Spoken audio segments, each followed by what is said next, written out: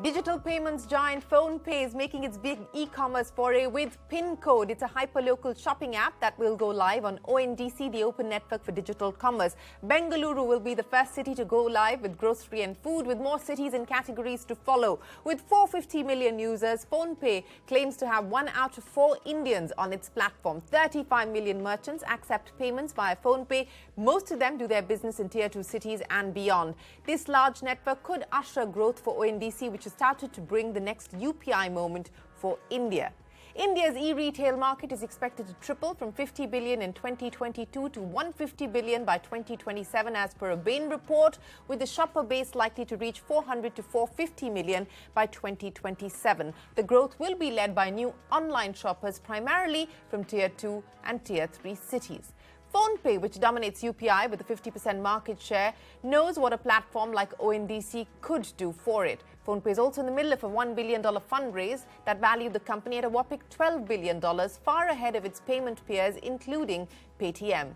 In a bid to grow beyond payment, the payments firm wants to use this war chest to grow its insurance, wealth management and lending verticals while it builds products on the India stack. Essential steps to hit 10,000 crore rupees in revenue and operational profitability, which the company plans to achieve by 2025. Hello and welcome to Young Turks, India's longest running show on startups and entrepreneurship. I'm Shireen Bhan, and joining me now to talk about Pincode and the road ahead for PhonePe is the company's founder and CEO, Samir Nigam. Samir, many thanks for joining us here on Young Turks. You know, there's a whole host of issues that I want to talk to you about. Lots of regulatory changes, but I'll get to that in a second. Let's talk about the aspiration as far as ONDC and your decision to launch Pincode. Why and how quickly do you intend to scale this? NCR and Bangalore. We're launching first across Bangalore, across 150 pin codes here. And then after the top 3 metros, goal is to be in about 10 to 15 cities by year end. We would call that a win because, again, you have to digitize all the shops in these big cities. You have to somehow connect them with logistics networks that, honestly, we don't even know the names of. Many of them are just springing up. Hyper-local delivery networks, national delivery networks. And you have to connect them using this sort of ONDC glue, which has not been tested at scale. So there's, it's an engineer's sort of dream to actually build networks like this, but on an operating side, there's so much to actually go through. So we're going to go slow and steady on this one. Samir, you also talk about making big investments to try and push the aspiration as far as ONDC is concerned. What could that mean? Quantify that for us. I think if you split the problem into 2 parts. One is we need to spend a lot of time and effort, the non-capital part, just cultivating the entire seller platform ecosystem and the logistics ecosystem. Just for Bangalore, for example, to go live in food, grocery, and pharma, we're working with 10 different seller platforms. It's about 20,000 stores already live. So each one of them has to get digitized. A lot of investment on the technology side by us, as well as to facilitate what our seller platforms are doing. I think then obviously there's going to be, if we find product market match, then there's going to be a considerable amount of marketing that will happen. We've been on IPL for 4 years. We'll be there soon again, next couple of days. Rest assured, if we see even an iota of sort of product market match early on, we will amplify this fast. Because I think there's been a lot of attempts at quick commerce, hyper-local commerce, but at the guts of it, I feel like the small shopkeepers not being put at the center of the attempts. And I think if the local economy really does start biting, then I think there's a lot of investment. And I'll just say, I think UPI level investment because the market opportunity is that large. I won't quantify it. UPI level investment.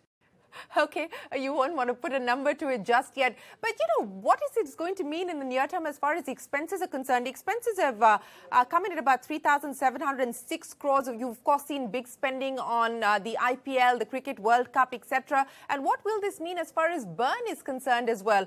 You're burning about 2.5 odd rupees at this point in time to earn a rupee of operating revenue. In terms of burn as well as expenses, what is all of this going to mean? So I think numbers mask a couple of things. If you look at where the burn went or the accounting burn went, More than half of that actually was on the ESOPs that get sort of the liability that we have to account for. The second and largest single ticket item on spend for us last year was actually on the CapEx side, outside of marketing. We are now at a scale where we're processing over 150 million transactions a day. And it is important for us now to keep investing in infra.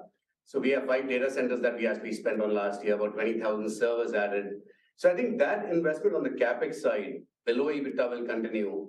Our core business actually grew in triple digits for the 4th year straight, and I believe that we're still tracking for the same this year. So I'm not worried about the core payments business and ads business being profitable. We're getting there on schedule. In fact, 2023 sometime, I think we'll be there. But at a consolidated level, if I think of ONDC, we're not building a supply chain. We're not building a logistics fleet. We are actually just focused on building a great app experience that connects the sellers through the seller platforms. So at least on paper, it should be margin positive on each transaction from day 0. And in part, I actually think that this is why ONDC is so terribly exciting. By separating the roles of the seller platforms, the buyer platforms, keeping the pricing discounting out, you actually allow for margin positive commerce growth to happen. So I don't think ONDC will be a drag on our margins in any way. Okay, you expect it to be margin positive on day 0 is what you said, Samir, but and you caveated that, well, at least on paper. Sorry? At the contribution margin, it should definitely be positive. I think the brand development will be an investment, but again, I mean, that's a long-term investment. That's why I said it's very much like UPI for us. Let's talk about the changes that have come in over the last few days as far as UPI is concerned. What will the revenue impact be on account of the changes that have come in, especially as far as wallet loading fees are concerned, where PhonePe, like others, will have to pay a bank about 0.15% of the amount if it's over 2,000 rupees to load the wallet? What will the impact of the changes that have been announced by the NPCI mean for a company like yours? I think it's positive across the board. It's a long time coming. So while there's a 0.15% wallet loading cost, we have a wallet business. There's a 1.1% guaranteed interchange that comes to us as a wallet issuer. So you're making money and you're making it through the UPI rails. Till now, historically, for the last decade, wallet companies have tied up with merchants directly and charged an MDR anywhere from 1.5% to 2.5%, I believe. We don't have as large a wallet business or play as some of our competitors, but we have launched full KYC wallets. We do want to foray further into it. And I think it's a positive sign that certain instruments, whether it's RuPay credit cards on UPI or wallets through UPI, the rails are aligned for monetization. And I think that's been a long time coming. I think it's a good sign for the industry overall. You talked about the interchange, and you're right that it's been capped at 1.1%. What is the current interchange for you? Right now, the wallet play doesn't involve an interchange because the issuer ties up with a shopkeeper and they pay them directly. So if you go today to a shop where you see a PhonePe or an Amazon Pay or a Paytm wallet accepted, that's a bilateral agreement. It doesn't flow through UPI. And there the interchange would, as I said, vary between 1 to 1.5%, 2% I've heard of at times. You've typically not gone past 1.5. And now the interchange is what we would get paid by the bank or whichever, how should I put this? If we have acquired a merchant and somebody else's wallet gets used, then we'll pay the 1.1%. But if we've got the wallet customer and they make a payment at the merchant, then we'll get paid 1.1%. And the acquirer will charge the merchant not the 1.1%. Again, my gut says this will get normalized or standardized pretty soon across the industry. You'll land at about somewhere between 1.4 to 1.6%.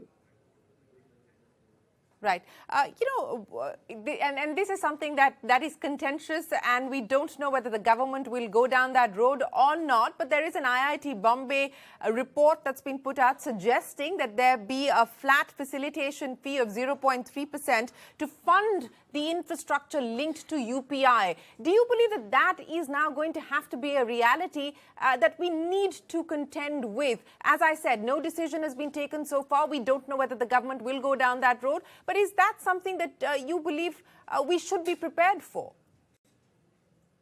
So I think it's inevitable, but my reasons for saying that are slightly different.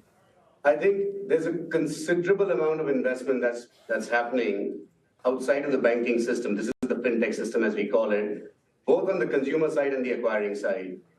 And for the last 20, 30 odd years, whether it's Visa, MasterCard, RuPay, whether it's net banking, somebody subsidizes that cost and incentivizes the players in the industry to make money.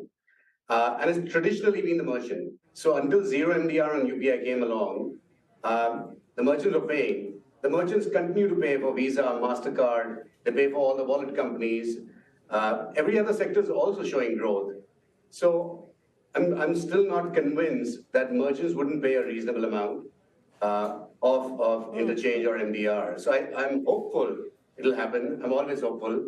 I think the government will perhaps relax MDR in waves. They haven't indicated anything, so this is just me conjecturing. But I think they'll relax in waves just to see, as they say, I mean, it's sort of a digitization tax, if you may, but broader shoulders bear the most tax. So maybe they'll start with the big merchants. Well, you know, I know you're hopeful, but Samir, hope is not a strategy. So let me also ask you about the other sword that's hanging on your head. And as of today, it's expected to come in from December 2024. It's been pushed to December 2024. The NPCI guidelines on capping market cap, you know, which will impact companies like yours. And I know that you've said uncertainty doesn't really help plan, but you will now need to plan for December 2024. So what are you doing about that? Well, again, my answer is no different than it was in December 2022.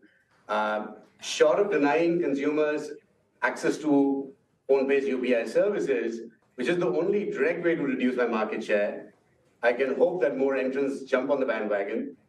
I can hope that the existing players invest more to grow their own consumer base. I can stop advertising. It's been 2 years and counting. Beyond that, someone has to give me a playbook. So it's still the same response. I mean, I don't know what to say. It's not normal for an entrepreneur to sit there and think about how to actually reduce their growth. So you'll have to cut me some slack on this one. I don't have answers. No, I feel your pain, by the way. I mean, you know, it is an unfair ask of me to ask you how you plan to degrow your business, but that is what you're going to have to deal with unless there is some sort of miraculous change as far as this timeline is concerned, or a complete change of heart on the part of NPCI. But if that were not to be the case, what does that then do to all the targets that you've just spoken of, both in terms of growth and profitability? I'm not worried about the profitability part because a lot of it is being fueled even by the current base. I think it takes us there. Pincode is a separate app.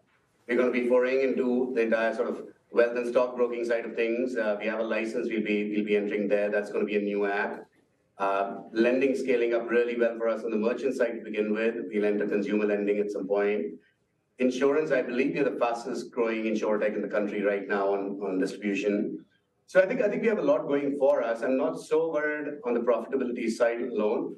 I am worried about the growth of the UPI market itself. If the top two players, as things stand, are told you can't add more users, that's the guideline. Because honestly, only about a fourth of India is using UPI. It's about 350 million people. And what's actually more unnatural than asking people to slow their growth is to try and shape the market when there's only about 25% market adoption. It's like trying to shape the final sort of players in the telecom industry before 4G even launched. So we'll see. Time for us to head to another break, but don't go anywhere. We're right back with PhonePe's Samir Nigam to talk about the road to profitability, IPO and more.